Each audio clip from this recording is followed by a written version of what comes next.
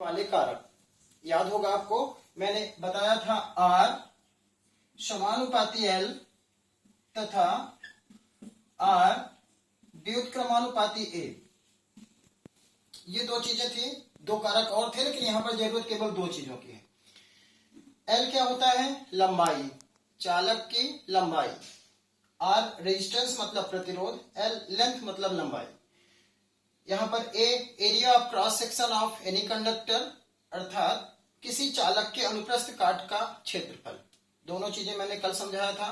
अनुप्रस्थ काट का क्षेत्रफल क्या होता है या क्रॉस सेक्शन क्या होता है, एरिया ऑफ क्रॉस सेक्शन, एक बार फिर से बता देता हूं। जैसे मान लीजिए ये कोई चालक है, ये पेन हमारा मार्कर एक चालक है, तो इसको अगर ऐसे करेंगे तो ये वृत्ताकार भाग निकलेगा, सर्कुलर पार्ट निकलेगा। इसको ऐसे हम काट दे अगर यहां से, तो ये गोल चक्ति निकलेगी इस तरह से, और उसका ये जो एरिया होती है उसको कहते हैं एरिया ऑफ क्रॉस सेक्शन, अर्थात अनुप्रस्थ काट का क्षेत्रफल। ठीक है, अनुप्रस्थ काट का क्षेत्रफल समझ में आ गया। अब ध्यान दीजिएगा, अनुप्रस्थ काट का क्षेत्रफल अगर ज्यादा है मतलब चालक मोटा है, अनुप्रस्थ काट का क्षेत्रफल अगर कम है मतलब चालक पतला है। ठीक है, दो कारक मैंने बताया था कल। प्रतिरोध को प्रभावित करने वाले कारक, रेजिस्टेंस को जो प्रभावित करते हैं कारक, दूसरा पहला था चालक की लंबाई, दूसरा था चालक के अनुप्रस्थ काट का क्षेत्रफल। ये दो कारक आपने कल पढ़ा है। जो विद्यार्थी कल नहीं पढ़े होंगे वो ध्यान देंगे, चालक की लंबाई के समानुपाती प्रतिरोध होता है, चालक के क्षेत्रफल के व्युत्क्रमानुपाती होता है। इसका मतलब क्या होता है मैं बता चुका हूं, समानुपाती या अनुक्रमानुपाती, proportional to, directly proportional to English में कहते हैं। इसका मतलब क्या होता है, अगर इस तरफ की राशि बढ़ती है तो इधर की भी बढ़ती है, इस तरफ की घटती है तो इधर की भी घटती है। व्युत्क्रमानुपाती का मतलब क्या होता है, फिर से बता रहा हूं, ये अगर बढ़ेगा तो ये घटेगा, ये घटेगा तो ये बढ़ेगा, एक दूसरे का उल्टा। मैंने आपको पहले भी बताया था, एक आध बार फिर बता देता हूं। व्युत्क्रमानुपाती का मतलब फिर से बता देता हूं। जैसे अगर आप अपनी भाषा में समझें कि व्युत्क्रमानुपाती, जैसे समझना, व्युत्क्रमानुपाती रटना। ज्यादा समझेंगे कम रटना पड़ेगा, कम समझेंगे ज्यादा रटना पड़ेगा। तो आपको ये राशि बढ़ाना है, समझना ज्यादा है रटना कम है। जो विद्यार्थी रटते हैं वो बहुत ज्यादा अपने जीवन में प्रोग्रेस नहीं करते, ज्यादा आपको रटना नहीं है, समझना है हर चीज को। तो ये बात समझ में आ गई कि किसी चालक का प्रतिरोध उसकी लंबाई के समानुपाती होता है, अर्थात चालक की लंबाई बढ़ने पर उसका प्रतिरोध भी बढ़ जाएगा, चालक की लंबाई घटने पर उसका प्रतिरोध भी घट जाएगा। चालक का प्रतिरोध अनुप्रस्थ काट के क्षेत्रफल के व्युत्क्रमानुपाती होता है, अर्थात अनुप्रस्थ काट का क्षेत्रफल बढ़ेगा तो प्रतिरोध घटेगा, अनुप्रस्थ काट का क्षेत्रफल घटेगा तो प्रतिरोध बढ़ेगा। इसलिए मैंने कल बताया था आपको कि मोटे तार का प्रतिरोध कम और पतले तार का प्रतिरोध ज्यादा होता है। चलिए, ये बात आपके समझ में आ गई थी कल। मैंने कल से जो कल पढ़ाया था वहीं से शुरू हो रहा है आज, इसलिए मैंने इसको लिखा है। अब यहां पर आर समानुपाती एल तथा आर व्युत्क्रमानुपाती A. R is directly proportional to L or inversely proportional to A। ये दो चीजें हो गई।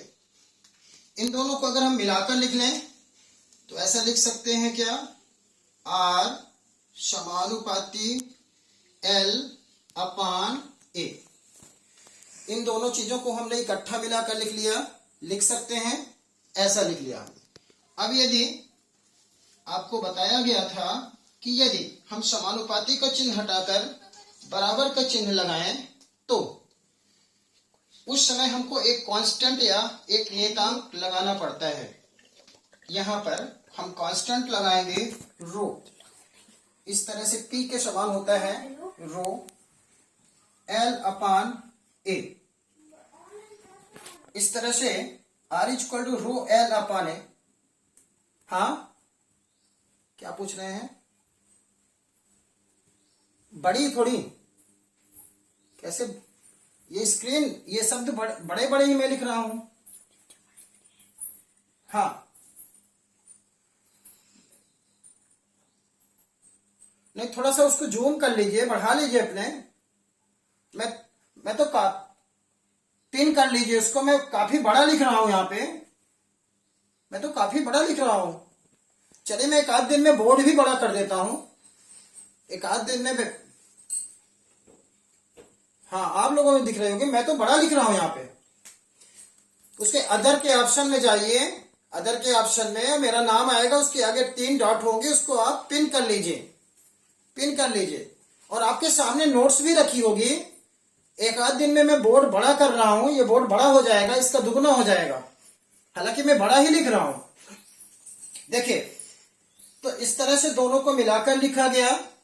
इसके बाद हमने क्या कर लिया, ये समानुपाती का चिन्ह हटाया, उसकी जगह पर क्या लगाए, एक कांस्टेंट, एक नियतांक। ये पूरी परिपाटी ही होती है फिजिक्स केमिस्ट्री में। इस तरह से यहां पर लग गया एक नियतांक, इसका नाम है रो।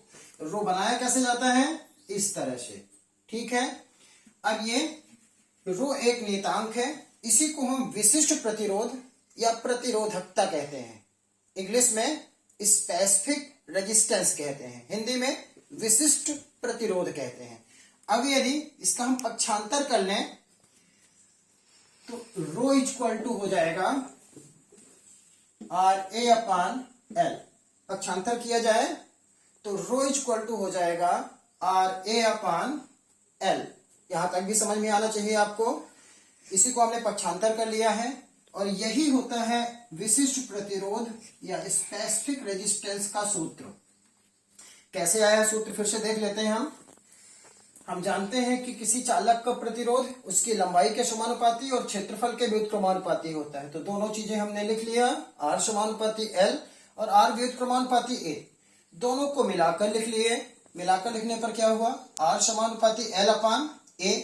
यहां पर समानुपाती का चिन्ह हटाकर हमने एक कांस्टेंट या नियतांक रखा। नियतांक को मैंने अलग कलर से बनाया ताकि आपको अलग समझ में आए। रो L/A, ये रो एक कांस्टेंट या नियतांक है, इसे ही कहते हैं विशिष्ट प्रतिरोध या प्रतिरोधकता। अब ये इसको हमने पक्षांतर कर लिया तो हो गया रो इक्वल टू RA/L। ठीक है, फार्मूला यहां तक समझ में आ जाना चाहिए आपको, दोबारा मैंने रिपीट कर दिया है। अब इसके बाद इसकी परिभाषा लिखना है। अभी परिभाषा नहीं है, अभी परिभाषा लिखना है हमको। तो क्या करेंगे, यदि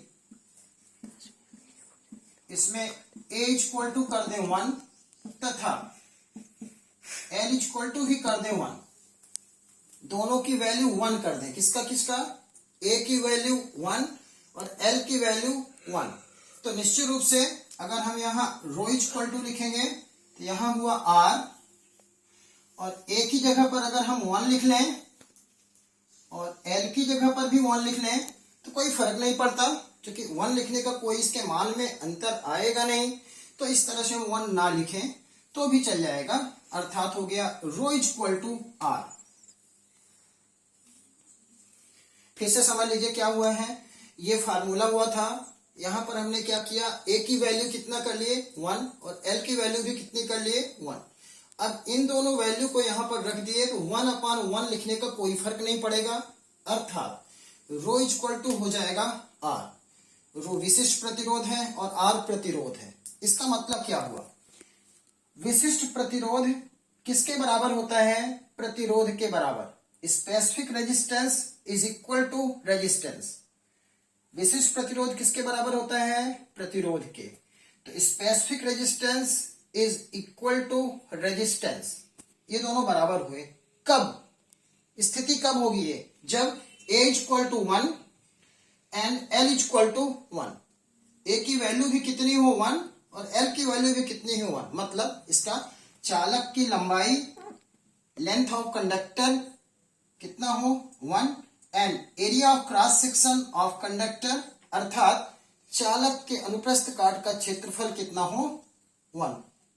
इस तरह से अगर दोनों का मान 1 है तब रो इक्वल टू कितना हो जाएगा R, और इस तरह से रो की वैल्यू R के बराबर हुई। मतलब विशिष्ट प्रतिरोध प्रतिरोध के बराबर होता है, कब, जबकि चालक की लंबाई भी कितनी हो 1 और क्षेत्रफल भी कितना हो 1। 1 का मतलब हम इंग्लिश में यूनिट कहते हैं और हिंदी में इकाई कहते हैं। इस तरह से किसी चालक के परिभाषा बोल रहे हैं, किसी चालक के इकाई लंबाई और इकाई अनुप्रस्थ काट के क्षेत्रफल के प्रतिरोध को ही विशिष्ट प्रतिरोध कहते हैं। फिर से बोल रहा हूं, किसी चालक के इकाई लंबाई और इकाई अनुप्रस्थ काट के क्षेत्रफल के प्रतिरोध को ही उस चालक का विशिष्ट प्रतिरोध या प्रतिरोधकता कहते हैं।